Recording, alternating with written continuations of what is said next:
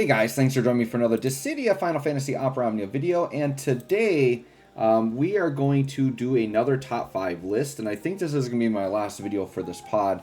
We're going to talk about support characters. Now, as I was going through this, I noticed that there were kind of some like utility characters mixed in, and I suppose if I were to do another list, I would do a utility list, but then it gets like really muddy at that point. So I think I'm just going to keep it to tank, DPS, and support. So this is going to be my list for top 5 supports.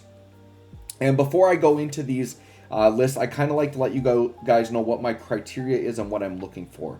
So out of a support, the things I'm looking for is I'm looking for Brave Gain, I'm looking for healing, I'm looking for Force Charge, I'm looking for Echo, I'm looking for good FR condition, right? So I say the more of those boxes you can tick, the better. Oh, also I would throw into that mix like powerful buffs, especially ones that enable HP damage for the party, right? So as many of those boxes that you can check off for what you're doing, you're going to rank higher on my support list. And then I think it can go beyond there, where even if you have more utility behind that, because in my mind, utility is support, right? Which, like I said, it gets a little bit muddy at times. But like if you can enable launching, that's a great support ability because you're enabling damage, right? Things like that I think should be a factor in there. So this is going to be my top 5 list. I found this to be the most difficult list out of all of them. And so this is the one where I think there's going to be the most maybe controversy, maybe most disagreement.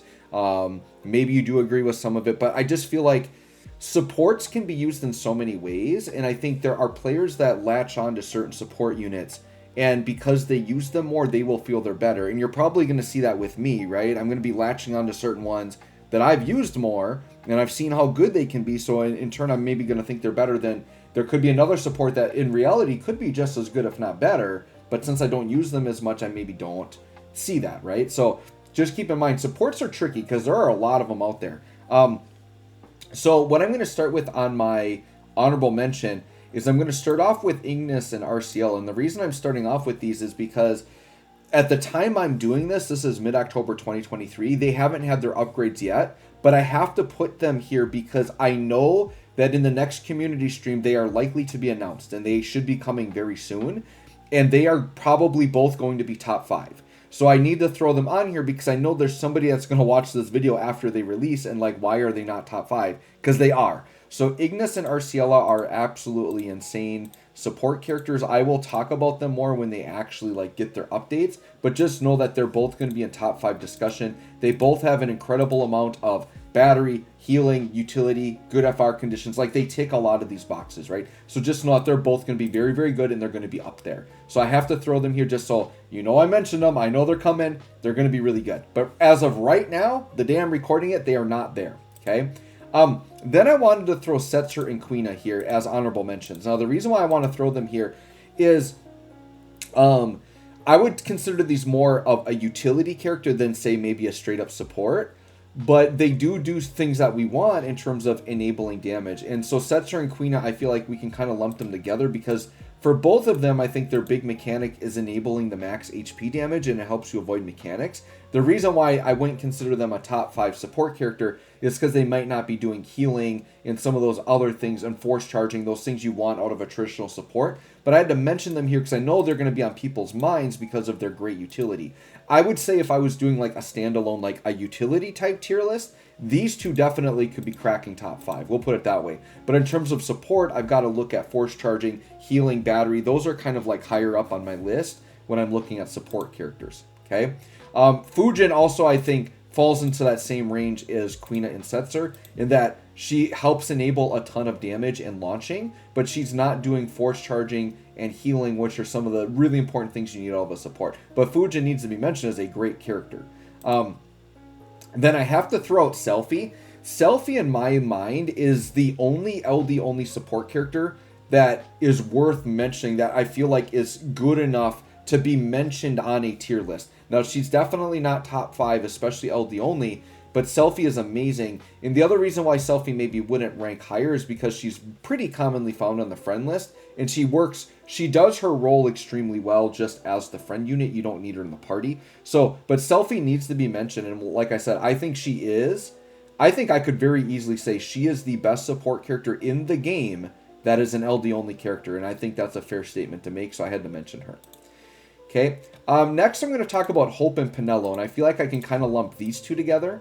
And basically the reason I lump them together is they both are modern-ish characters. Like they're not like super outdated, but they've been out for a little. Like Hope is definitely newer on his upgrades, and Penelo has been since the anniversary. So I don't know, it's been like 6 to 8 months since we got her.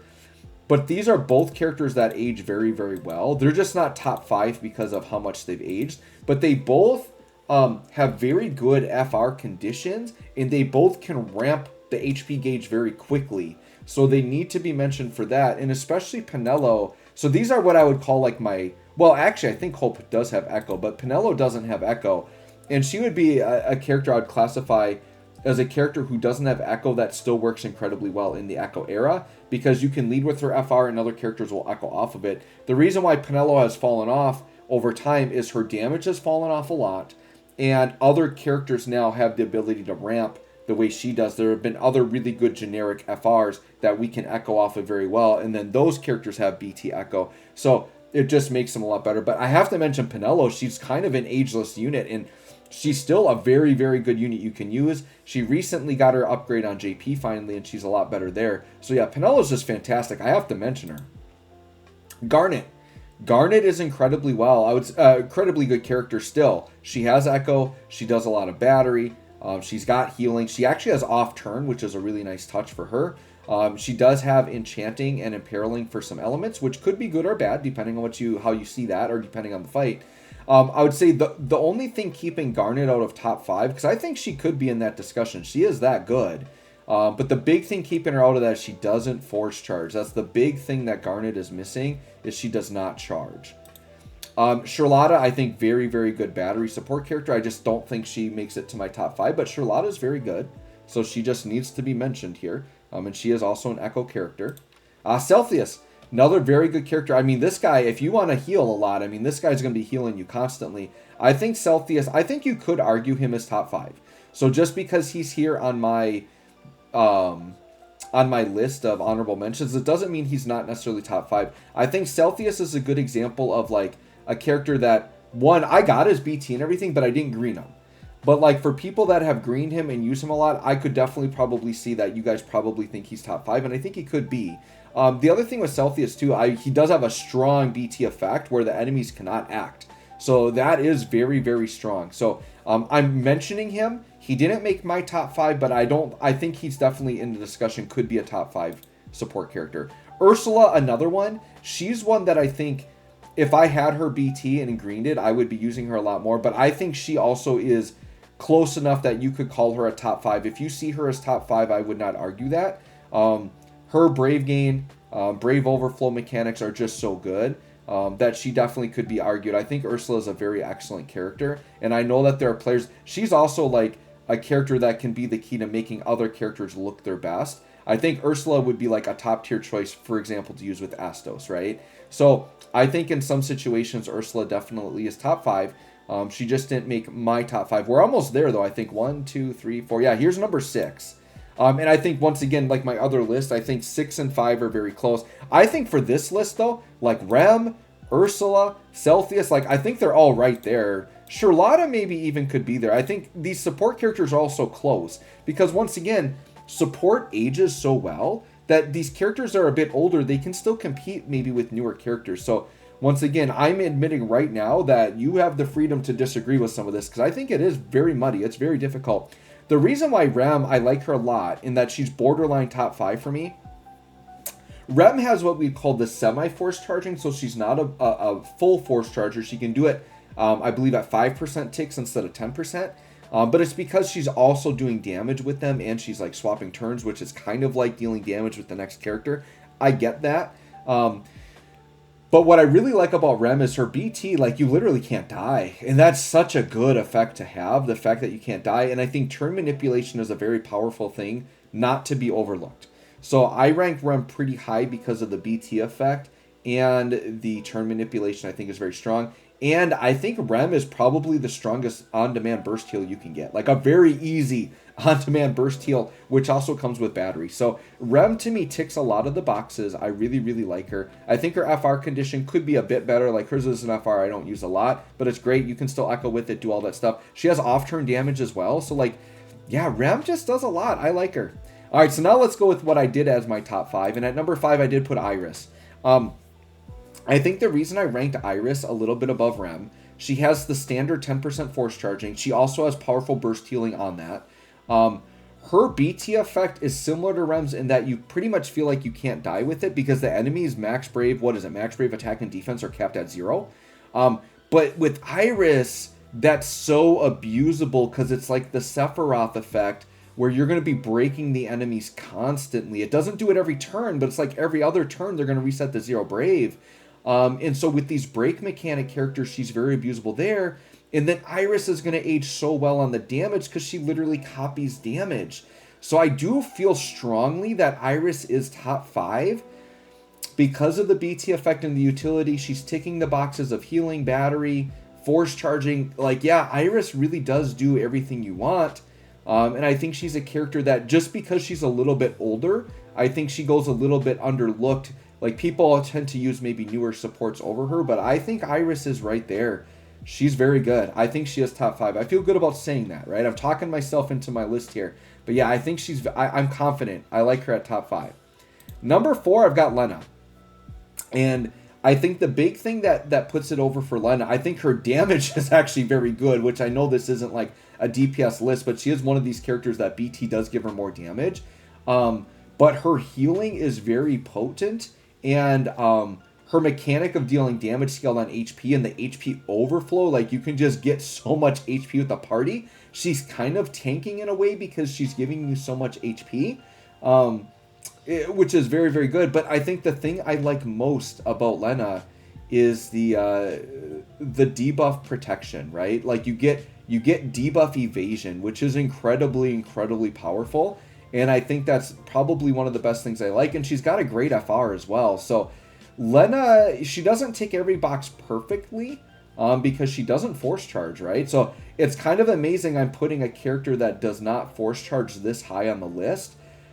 But I think she's an outstanding character. Now, if you want to argue Iris above her because Iris force charges, I'm not going to argue that. But I think this is an example of I've used Lena a lot. I've seen how powerful she is. And I think she's absolutely fantastic, right? Number 3, I've got Rosa. I think you guys know what's coming up for 1, 2, and 3. But you guys know I'm a Rosa fanboy. I've used her so much. My favorite part about Rosa, so she does the normal things you like with Brave Gain and healing. I've actually had her re-raise come into play on a recent video that actually saved me in a run. You don't want to count on using the re-raise, but re-raise is very powerful. The fact that you can basically mess up once and die in a fight and not lose the fight, I think is incredibly valuable, even though it's not something you're going to use a lot and you don't want to use it.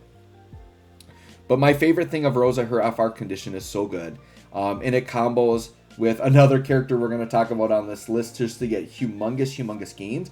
And I think not only does it echo well, but it's a really good force that you can just lead with in any team comp. So something you're going to find that you might struggle with in team building with DFFOO is putting together a team that you're going to lead with an FR and the whole team is cohesive.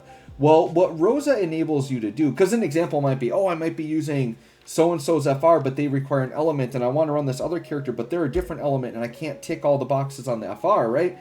Rosa means I can build any team I want in the game, and I know that I have an FR I can lead with and get good gains with everybody. So that's why I value Rosa so incredibly high. Also a reason why Pinello, for how old she is, still, I think is a contender for, I don't know, would I say Pinello's top 10? Maybe. Just because her FR is so good, she still does her support very well as she did day 1.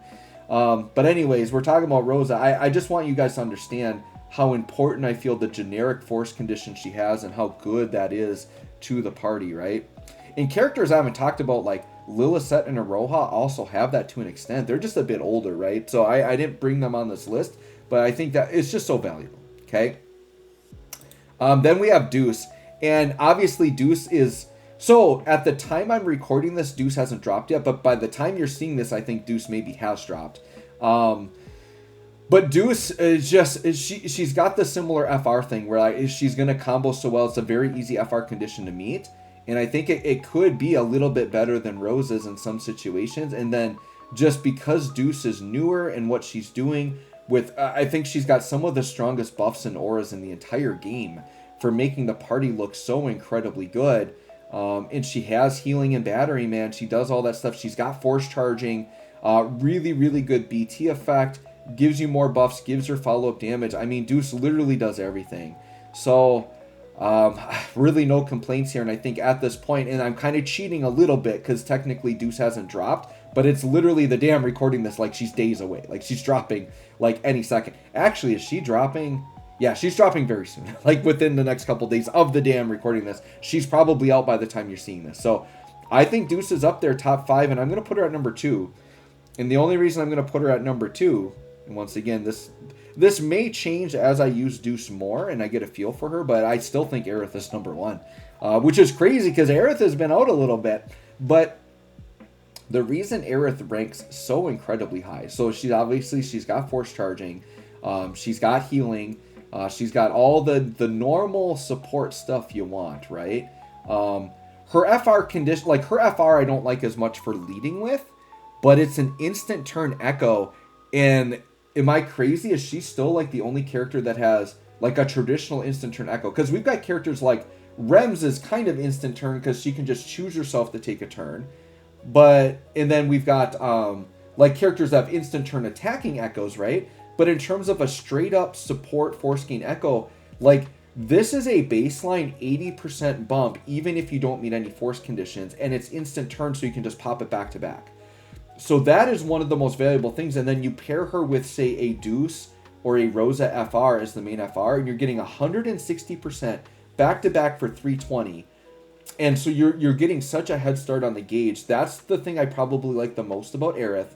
And then don't underestimate Seal Evil. Seal Evil is incredibly powerful because it stops buffing, debuffing shenanigans with the enemies, right? And then on top of that, she's got her incredible overhead. What's so good about her overhead is I think she's the only character in the game, I could be wrong about this, but that I'm aware of, that I use a lot, the only character in the game that has a BT effect with no turn duration, which means her BT, you can pop it turn 1 and have it the entire fight. And it enables her overhead, which then stores off-turn damage, which, oh my gosh, on top of everything she's doing, she also gets off-turn damage. Sure, let's give her that as well. But you store that up, and then you're just dealing a bunch of off-turn damage, and then, oh my gosh, you get into that crazy situation, you accidentally die. She just loses her BT effect, and you auto-revive, and you're good. And then beyond that, if you somehow die without her BT effect up with another character, she, in her kit, can just revive. So Aerith is just doing too much, you guys. Oh my gosh. She does literally everything. She's the best at what she does. I think even a brand new character like Deuce, I don't even know if she competes with Aerith because of all the crazy utility and stuff that Aerith has going on. But we'll see. I think if you want to argue someone like Deuce up there, and then once again, Arciella and Ignis, like they're going to pop into this discussion as well because they're going to be coming out, I would say, within the next month, right? So anyways, let me know what you think of this list. Let's review. Aerith number 1, Deuce number 2, Rosa 3, Lena 4, Iris 5, and then I think Rem, Ursula, Celsius, Charlotta. I think they're all up there in that discussion as well. So let me know what you guys think. Supports are awesome. You need a lot of them. Let me know who you like a lot for support. Thanks for watching. We'll catch y'all on the next one.